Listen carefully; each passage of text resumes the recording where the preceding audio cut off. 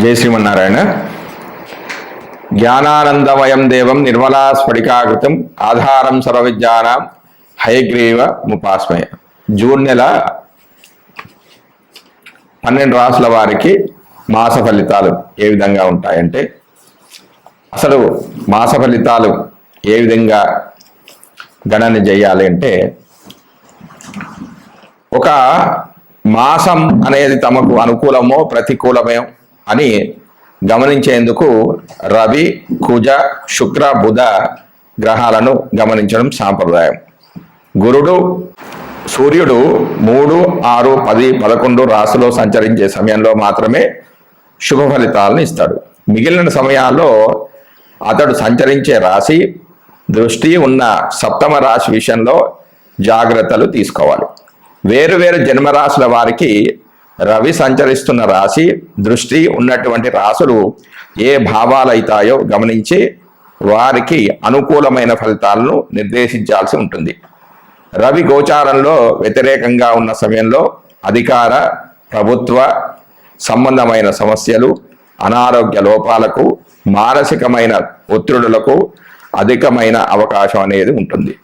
అదేవిధంగా కుజుడు గోచారంలో అననుకూలమైన రాశుల్లో సంచరిస్తుంటే చిన్న చిన్న ప్రమాదాలు, ఒత్తిడులు, శారీరకమైన అనారోగ్యాలు, నొప్పులకు అవకాశం అధికంగా ఉంటుంది. అంతేకాకుండా సామాజికంగా అప్పులు పెరగడం, శత్రుత్వాలు అధికం కావడం కూడా ఉంటుంది. తగిన దాన ధర్మాలు అవసరమవుతాయి. 3, 6, 11 రాశిలో మాత్రమే శుభ ఫలితాలను కుజుడు ఇచ్చినప్పటికీ తాను సంచరిస్తున్న రాశి దృష్టి ఉన్నటువంటి 4, 7, 8 రాశులను కూడా ఫలితాల విషయంలో లెక్కలోకి తీసుకోవాలి. బుధుడు గోచారంలో అననుకూల ప్రదేశాల్లో ఉన్నప్పుడు వ్యాపారాదుల్లో లోపాలకు అధికమైన అవకాశం ఉంటుంది. అంటే వ్యాపార నష్టాలు ఎక్కువగా జాతకుడు చూస్తాడు. పెట్టుబడులు అనేవి ఫలించవు. స్ఫురణ శక్తి లోపిస్తుందంటే జ్ఞాపశక్తి అనేది లోపిస్తుంది. శారీరక చైతన్యం తగ్గిపోయే సూచనలు ఉన్నాయి.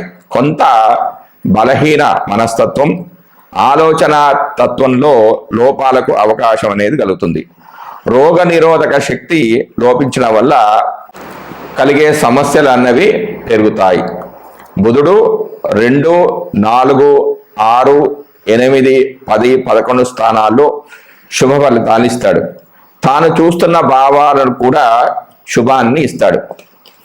శుక్రుడు అధిక స్థానాల్లో గోచారిత్యా అనుకూలంగానే ఉన్నప్పటికీ బలహీనమైన గోచార ఫలితాలనిచ్చే స్థానాల్లో మనోభిష్టాలు నెరవేరక ఇబ్బంది పడుతూ ఉంటారు.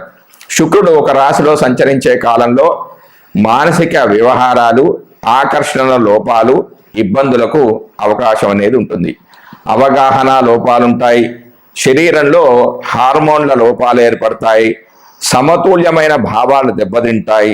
శుక్రుని విషయంలో 6, 7, 10 రాశుల సంచారం మాత్రం లోపమైంది.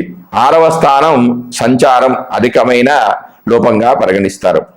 భార్యాభర్తల మధ్యలో అభిప్రాయ భేదాలకు కూడా ఇటువంటి అంశాలు కారణమవుతాయి. మానసిక ఒత్తిడి తీవ్రంగా ఉంటుంది. ఒక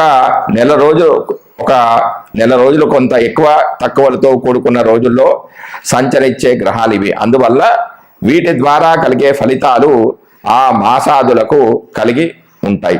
అయితే శుభ సమయంలో కార్యక్రమం ప్రారంభించి పూర్తి చేయడానికి ఇటువంటి అనుకూల గ్రహ సంచరాదుల వల్ల శుభ ఫలితం అధికంగా ఉంటుంది. జై శ్రీమన్నారాయణ. జై శ్రీమన్నారాయణ. జ్ఞానానందమయం దేవం నిర్మలా స్ఫటికాకృతం ఆధారం సర్వవిద్యానాం హయగ్రీవ ఉపాస్మయ. జూన్ నెలలో మకర రాశి గోచార ఫలితాలు, రవి ఫలితాలు. మకర రాశి వారికి రవి మే 15 నుంచి జూన్ 14 వరకు పంచమంలోను, జూన్ 15 నుంచి జూలై 16 వరకు షష్టమంలోను సంచరిస్తున్నాడు. పంచమంలో అశుభ ఫలితాలు ఇస్తాడు. అవి ఈ విధంగా ఉన్నాయి. మిత్రుల ద్వారా కష్టాలు, అశాంతి, సంతతికి అనారోగ్యం, వృత్తి భంగము, మనోదుఖం కలుగుతాయి. బంధువుల నుంచి వియోగం కలుగుతుంది. 6వ స్థానంలో శుభ ఫలితాలు ఇస్తాడు. శత్రునాశనం, మానసిక ప్రశాంతత, కార్య సాధన, దుఃఖ విమోచనం, ఆరోగ్యం, ప్రయత్న కార్యాల నందు విజయం కలుగుతుంది.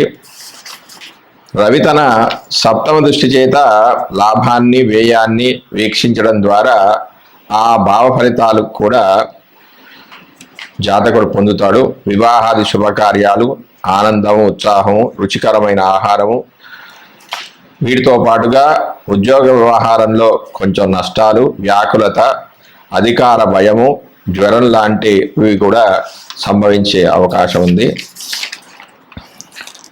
కుజుడు యొక్క ఫలితాలు. కుజుడు ఈ నెల 2వ తారీఖు, జూన్ 2వ తారీఖు నుంచి జూలై 12 వరకు 4వ స్థానంలో సంచరిస్తున్నాడు. ఇది అశుభ స్థానం. బంధు విరోధము, వేదన, క్రూరమైన ఆలోచనలు, వ్యాధి, ద్రవ్యనాశనము, స్థానభంశము, అనారోగ్యము, మిత్రద్రోహము, బంధువుల వలన దుఃఖము, భార్య విరోధము, అన్న వస్త్రాదులకు కరువు, ఉదర వ్యాధి, నేత్ర వ్యాధి, వీటితో పాటుగా ఆరోగ్యము, భూవృద్ధి, సంతోషము, సుఖ సంసారము, కీర్తి, ఇష్టవస్తు ప్రాప్తి, వ్యాధి ఉపశమనం అంటే ఇంతకుముందు ఉన్న వ్యాధులన్నీ ఉపశమించడం, అంటే వ్యాధులు తగ్గిపోవడం లాంటి ఫలితాలు కూడా జాతకుడు సంభవిస్తాయి. బుధుడు యొక్క ఫలితాలు. బుధుడు మకర రాశి వారికి జూన్ 1వ తారీఖు నుంచి 14 వరకు పంచమంలోను, జూన్ 15 నుండి జూన్ 29 వరకు షష్టమంలోను సంచరిస్తున్నాడు. పంచమంలో చెడు ఫలితాలు ఇస్తాడు. అనారోగ్యం, కలహం, భార్య పుత్రులతో భిన్నాభిప్రాయాలు రావడం, వాత పిత్తాది వ్యాధులు, శ్రమ, అపకీర్తి కలుగుతాయి. షష్టమంలో శుభ ఫలితాలు ఇస్తాడు. ఆ శుభ ఫలితాలు అనేవి ఈ విధంగా ఉన్నాయి.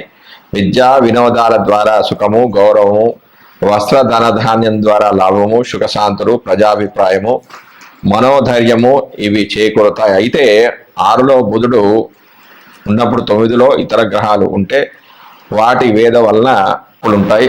కేతుగ్రహ వేద వల్ల ఫలితాలు ఈ విధంగా ఉన్నాయి. వేదాంత గోష్ఠి, వైరాగ్యం, చోరభీతి, జ్వరపీడ, ఔషధ సేవనము లాంటివి జరుగుతాయి.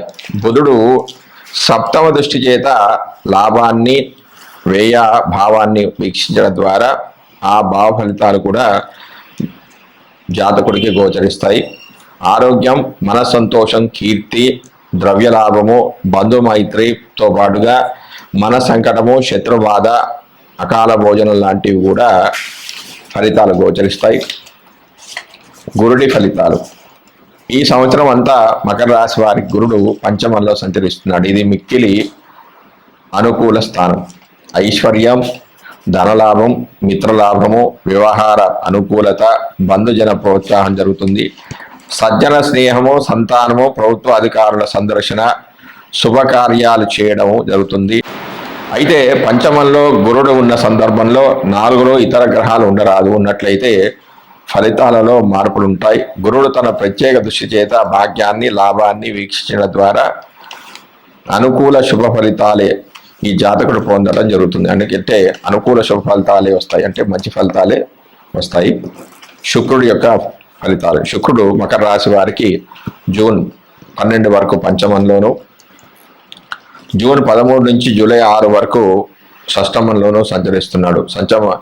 పంచమంలో శుభ ఫలితాలు ఇస్తాడు. అవి ఏంటంటే ఇష్టకార్య సిద్ధి, దాసీదాసజనము, తీపి పదార్థాల లభ్యత, సంతాన వృద్ధి, పెద్దల ఆదరణ, ధనప్రాప్తి, శత్రుక్షయం అంటే శత్రువు లేకుండా కావడం, మిత్రుల ఆదరణ లాంటివి జరిగితే 6వ స్థానంలో ఉన్నప్పుడు, 6వ స్థానానికి చేరుకున్నప్పుడు రుణ బాధలు అధికం కావడం, అధిక వ్యయం, వ్యవహారాల్లో చిక్కులు కలుగుతాయి. పంచమంలో శుక్రుడు ఉన్నప్పటికీ వేదస్థాన 9లో ఇతర గ్రహాలు ఉన్నట్లయితే ఫలితాలపై ప్రభావాన్ని చూపెడతారు. కేతుగ్రహ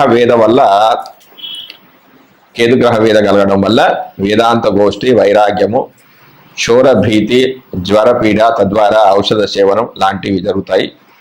శుక్రుడు తన 7వ దృష్టి చేత లాభాన్ని, వ్యయాన్ని ప్రభావితం చేస్తున్నాడు. ఆ భావ ఫలితాలు అనేవి ఈ విధంగా ఉన్నాయి. మంచి భోజనం లభించడం, మిత్ర లాభము, శరీర సౌమ్యము లభిస్తాయి. కొంత అధిక వ్యయం, భయం లాంటివి కూడా స్వల్పంగా కలిగే అవకాశాలు ఉన్నాయి. శనిగ్రహ ఫలితాలు. శని ఈ సంవత్సరం అంతా కూడా 2వ స్థానంలో సంచరిస్తున్నాడు. ఇది ఏళ్ళనాటి శని చివరి దశ. ఈ దశలో అనేక ఇబ్బందులు పొందుతాడు. కార్యక్రమాలు నశించుట, తమ మనుషులతో విరోధం, పాపచింతన, కష్టాలు, అరిష్ట నష్టాలు, కుటుంబ సభ్యులకు అపకారం, కలత్ర బంధు నష్టము, వృధా ప్రయాణాలు, రోగబాధ, ధన వ్యయంలోతో పాటుగా 11వ స్థానం వీక్షించడం వల్ల కలత్ర సౌఖ్యము, ధనలాభం, ఇష్టకార్యసిద్ధి లాంటివి కూడా ఫలితాలు జాతకుడు పొందుతాడు. రాహు యొక్క ఫలితాలు. రాహు మకర రాశి వారికి తృతీయంలో సంచరిస్తున్నాడు. ఇది శుభస్థానం. శారీరక బలము, మాటకు విలువ పెరగడం, ధనలాభము, వీటితో పాటుగా సోదరులతో ద్వేషం లాంటివి కూడా జరుగుతాయి. రాహు తన సప్తమ దృష్టి చేత భాగ్యాన్ని వీక్షించడం వల్ల ప్రయాణాలలో ఇబ్బందులు, పశు నష్టము, ధనధాన్య నష్టము వంటివి కూడా జరిగే అవకాశం ఉంది.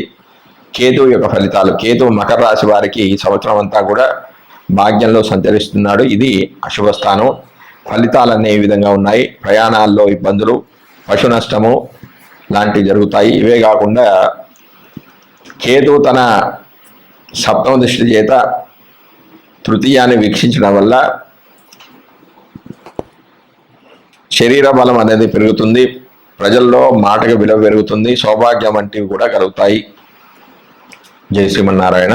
ఇవి కేవలం చంద్రుడి నుంచి చూసిన ఫలితాలు మాత్రమే, అంటే గోచార ఫలితాలు మాత్రమే. సంపూర్ణమైన ఫలితాలు ఎప్పుడు వస్తాయంటే వారి యొక్క జాతక చక్రాన్ని కూడా పరిశీలించుకొని ఈ గోచార గ్రహాలు జన్మలగ్నం నుంచి ఎక్కడెక్కడ స్థితి చెంది ఉన్నాయి, వర్గ చక్రాల్లో వాటి బలం ఎంత, అష్టక వర్గుల్లో వాటి యొక్క బలం ఎంత, ఏ గ్రహము ఏ గ్రహాన్ని వీక్షిస్తుంది, ఆ గ్రహాలు ఏ నక్షత్రంలో స్థితి చెంది ఉన్నాయి, ఆ నక్షత్ర అధిపతులు ఏమిటి, వారి యొక్క లగ్నాలు ఏమిటి, ఆ లగ్నానికి యోగకారకులు ఎవరు అనేది పూర్తిగా విశ్లేషించుకుంటే కానీ పూర్తి ఫలితాలు అనేవి రావు. కాబట్టి మీ జాతకాలను సంపూర్ణంగా విశ్లేషించుకుంటే జాతక చక్రాన్ని గోచారాన్ని కూడా పక్క పెట్టుకొని చూసుకున్నప్పుడు మాత్రమే సంపూర్ణమైన ఫలితాలు ఆ వ్యక్తికి లభిస్తాయి. జై శ్రీమన్నారాయణ.